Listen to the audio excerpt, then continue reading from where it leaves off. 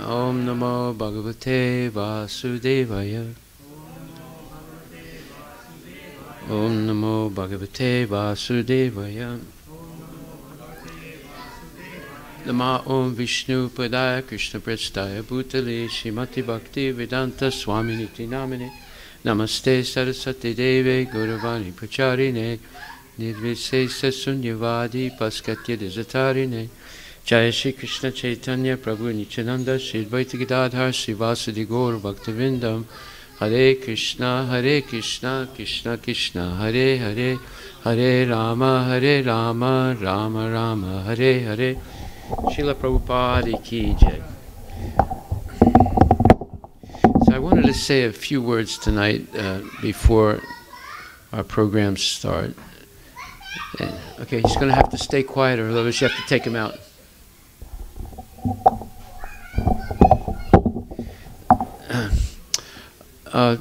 The seriousness of life is not often realized until there's a tragedy. And then people become very serious. And then after the tragedy is over, they forget again. But there is a tragedy going on now, and I thought it would be very helpful for our whole community and congregation to be aware of it. And not only be aware of it, but to be involved in it. And that is a young boy who grew up in this temple and who's now an adult. He's 25. And he graduated high school, then he graduated from University of Washington, and then he joined the Navy, and he's stationed in San Diego. The boy has to stay quiet, otherwise you have to take him out. Okay? You can come back later, but he can't make noise now. Okay? And as a boy that I know very well, in fact, I wrote a recommendation for him to be able to go to the high school of his choice that gives some pre-military training. So, unfortunately, this boy committed suicide, but he didn't succeed. He took a gun, put it to his head exactly like this, and pulled the trigger, but it didn't kill him. It's a miracle that because it has caused tremendous brain damage, and the doctors feel as if he'll never be normal again, even if he survives, but they're giving him very little chance of survival, like maybe 3 or 4% chance of survival. So he was taken to a hospital in San Diego and given the best, let's say, treatment that they can, and then after, it's been almost a week now that he's been in the intensive care unit. Finally, the doctors convinced the parents that they should pull out all the tubes Sunday morning. And obviously, and this is a family who stopped coming to the temple for various reasons, and although they were coming all the time before, every week, coming all the way from Federal Way. Then they got initiated, and then they stopped coming. So, in other words, their kids did not continue in close association with the temple for at least 5 years now. When the father called me, obviously, when there's no other means of help, people call the temple when it's, let's say, the last minutes of a life. And I told him, well, I said, Prabhu, what's the situation? At first, it's hard for the parents to admit that it's a suicide, and it wasn't clear whether it was a suicide or a murder, but as time went on, it became clear. Then they found a suicide note in which he just wrote one line. He said, do not put me in the intensive care. I don't want any attempt at saving my life. So now, then the father said that he was going to dedicate his son's body to scientific research. And they're going to, I guess you'd say they're going to use his body parts to help other people. Well, at that point, I was thinking very seriously, what spiritual advice, okay, look, don't talk. Don't talk. What spiritual advice can I give this family? And what is the advice I should give them? And after thinking about it, and the father called me around 12 o'clock 2 nights ago, 12 o'clock at night, and we began talking, and I said, Prabhu, I said, it's pretty clear now that your son tried to commit suicide. And by some miraculous, let's say, intervention, he's not dead. Although his brain is dead, the rest of his body is working, and he's being kept alive. I said, what's going to happen, according to scriptures, is if someone tries to commit suicide, it's highly sinful activity. And they will definitely take birth as a ghost in the next life. And that's extremely auspicious. However, if a person suffers in this life tremendously, it diminishes the karmic effect of the next life. Just like if someone commits murder and they're convicted of it without any doubt, they're put in jail, and then they're put on death row, and then they're executed, that is a very good thing to do, because it diminishes their karmic debt in the next life. But if they just stay in jail to the end of their life, it's a very bad thing, because then they're going to get the full weight of their sinful activity in the next life. So I said, by some quirk of fate, your son didn't die, although he pulled the trigger like this, with the bullet going through his head, but he didn't die.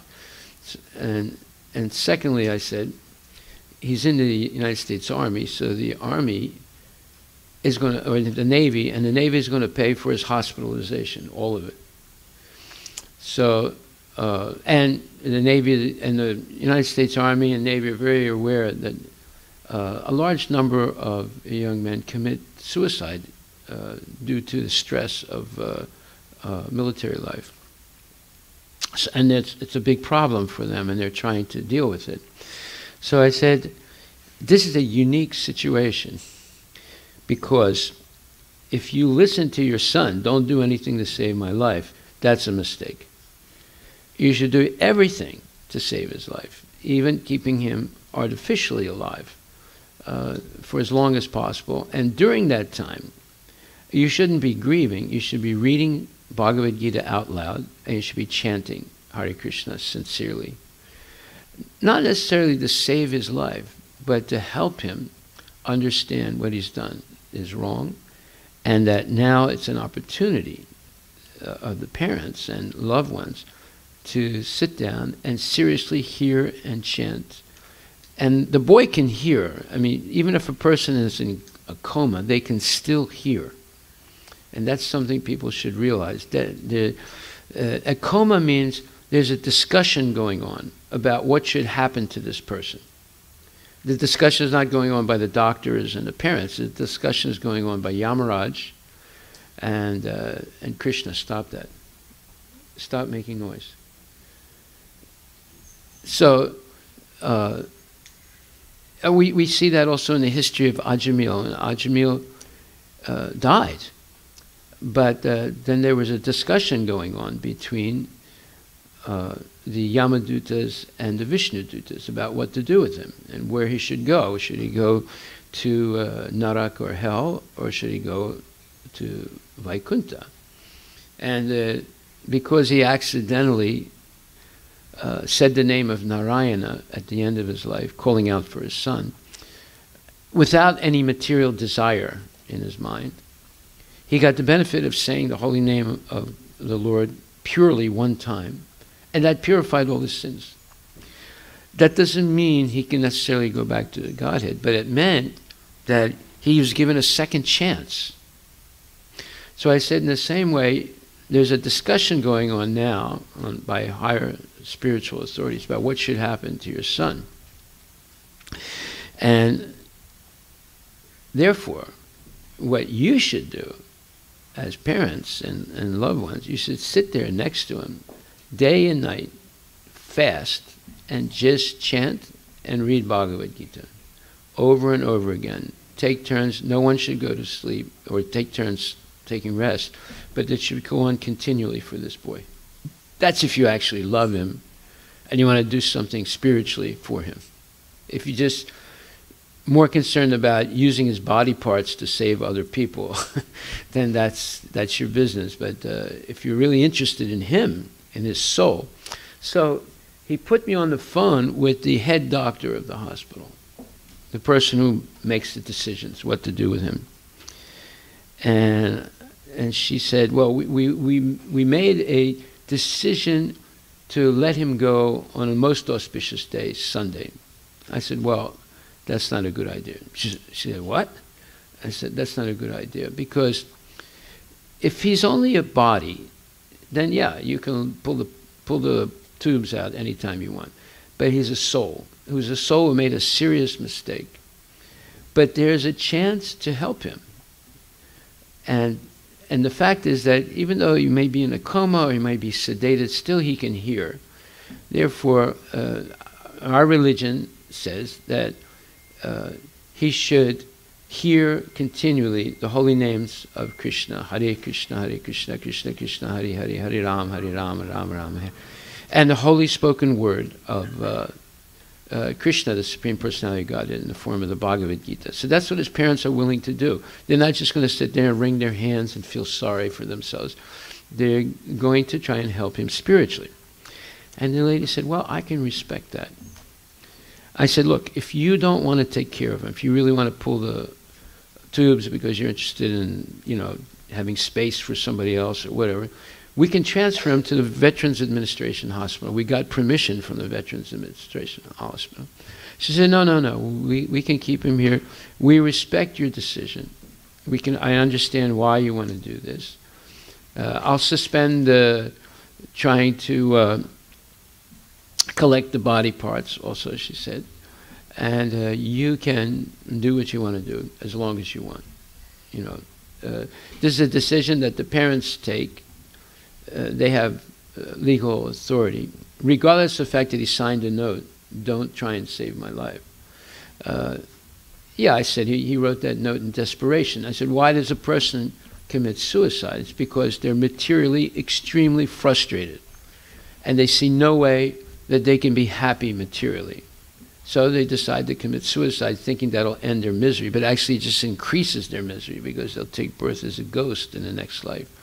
And I said, according to our religious beliefs and practices, even the worst person can become the best person if they continually hear the name of Krishna and hear the Holy Scriptures. She said, I respect that, she said, and therefore we'll do everything to keep him alive. And you can read, you can chant, whatever you want to do as long as you want to do it. I said, very good. I thank you very much. I said, you're a very kind person. She said, no, it's our duty, she said, to respect the opinion of the parents. I said, good. So, this whole thing is very instructive because tragedy is something you cannot plan for. It's based on karma, it's based on bad association, or it's based on bad choices that people make. But we know what to do in a situation like this. Whenever there's trouble, the only way to deal with trouble is to increase your chanting and hearing of the holy names of Krishna. That's why when people are in trouble, they call us, right? They didn't call the army, they didn't call President Trump, they didn't call, I don't know, anybody else, they called the temple. Right? And that's the unfortunate thing, because people call us when it's usually too late. But anyway, late or not late, we know what to do. When in doubt, chant Hare Krishna. listen to Bhagavad Gita and Srimad Bhagavatam, accept Mahaprasadam, and if you're in physical condition, chant and dance. Prabhupada says, our dancing is scientific. When you dance for Krishna, it's actually scientific. Scientific meaning that Krishna is pleased by ecstatic chanting and dancing. And that, if Krishna is pleased, then that's the perfection of our life. So I think we should adopt this boy. His name is Arun. Now we're going to show some pictures of him, before and after. It's not after yet. He's still alive. So here's some pictures. He's graduating from University of Washington. He's a handsome boy. He's healthy. There he is in uniform as a member of the Navy. And he has a beautiful sister and very good parents. Okay. And now, there he is again with friends. And now you see him in the hospital with all the tubes. And this is what happens when a person is desperate, frustrated, and out of connection with Krishna and devotees. Parents should think about this seriously. What do you want your kids to be? Do you want them to be highly successful materially and end up frustrated and desperate? Or do you want them to be just normal devotees and practicing spiritual life and living an honest life? They don't have to be PhD, they don't have to be DDT or DDS or whatever. They just should be a good person, honest, clean, and capable of beginning a task and finishing it, and above all, being a devotee, being regularly in the temple, regularly associating with devotees. If you don't steer them in the right direction, then they end up 24 hours a day associating with materialistic people, getting materialistic education, and they end up thinking that the goal of life is sense gratification. And if they're frustrated in getting sense gratification, this is what happens. They become self-destructive. Either they take drugs, they commit suicide, they become dangerous individuals to themselves and to society. So we should adopt Arun as a community and pray for him, chant for him, and think very deeply. Let him influence our lives in a positive way, understanding that we have children and we have a responsibility to raise our children to be Krishna conscious, not necessarily to become PhDs, to become IITs and whatever, but to become Krishna conscious and always connected to the holy name and to Krishna. And this depends on the faith of the parents. If the parents don't really have faith, strong faith in Krishna, then how can you instill that in your kids? If you actually believe that it's necessary to be highly educated and have degrees and get a good job, okay, fine. But you can see Srila Prabhupada, he did not accept his university degree. He rejected it. And he didn't. Then what was left? The only thing left for him to do was to start his own business. But he was able to raise 5 kids, and he was able to be Krishna conscious himself. So you don't necessarily. You look at some of the most successful people in the United States. They're college dropouts. Steve Jobs, college dropout. Bill Gates, college dropout. Zuckerberg, college dropout. They did not finish college. They did not get superior degrees. But they had a good idea. They worked hard.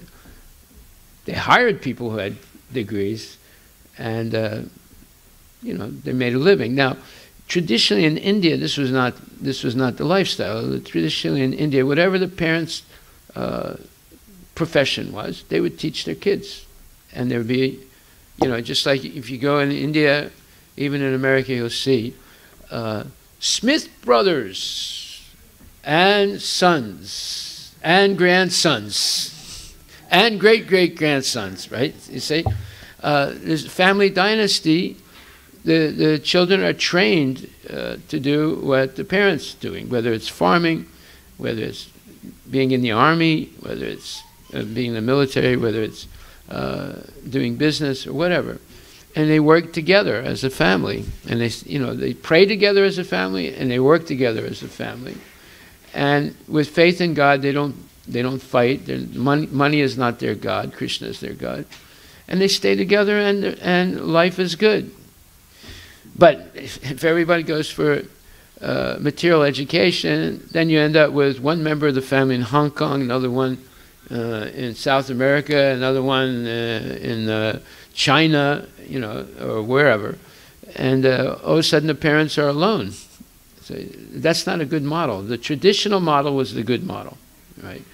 And living in self-sufficient villages and so forth.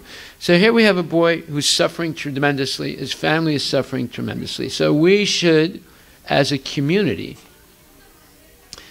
at least for the next 4 or 5 days, maybe a week, while he's still alive, pray to Krishna to help him spiritually. We're not praying, please let him live. Let him be healthy again so he can go back into the army and get frustrated again. That's not our purpose here. Our purpose is to pray that this boy who grew up in this temple can at least hear his parents praying for him, chanting for him, reading Bhagavad Gita for him, and realize he made a big, big mistake. And he should pray for forgiveness from Krishna, and then whatever Krishna wants to do with him, that'll be accepted. If we do nothing and just sit there and wring our hands and feel sorry for him, and that's a disservice. But if we believe that the holy name is non-different than Krishna, if we actually believe that a person has a soul that's eternal, and we understand that when the soul is covered with a material body and material consciousness, thinking that sense gratification is the goal of life, they become confused and they make wrong decisions. Well, we should pray that this boy hear our prayers and Krishna hear our prayers, and that he realizes the mistake he makes and he prays for forgiveness so that he can journey spiritually in the next life. So that's what I wanted to talk about. We have a guest speaker tonight. But I would strongly suggest that we chant more, we think about Arun. Show his picture. Why are you showing my picture? I'm already dead. This guy's still alive. Yeah, this is what happens when we let our kids only have material education, and they end up, not all of them, but oftentimes, many end up extremely frustrated, and they become self-destructive. Because not everyone can succeed in sense gratification. In fact, nobody succeeds. We all fail eventually in sense gratification. But he was on a very good track to succeed, college graduate, and getting military experience. We should pray for him. And we should pray for our kids. And we should pray that we do not steer our children in the wrong direction. What is the actual success in life? The real success in life is to become a devotee, a sincere devotee. Honest, clean, self-controlled, humble, and prideless, and patient, and clean in body, clean in mind, self-controlled, and so forth. These are the qualities, the 20 qualities of an educated person in spiritual life. That's real education. That one has a degree from this university, that university, it doesn't mean anything as far as life goes and the purpose of life. Hare Krishna. Everybody chant one round? Yes, exactly. Yeah.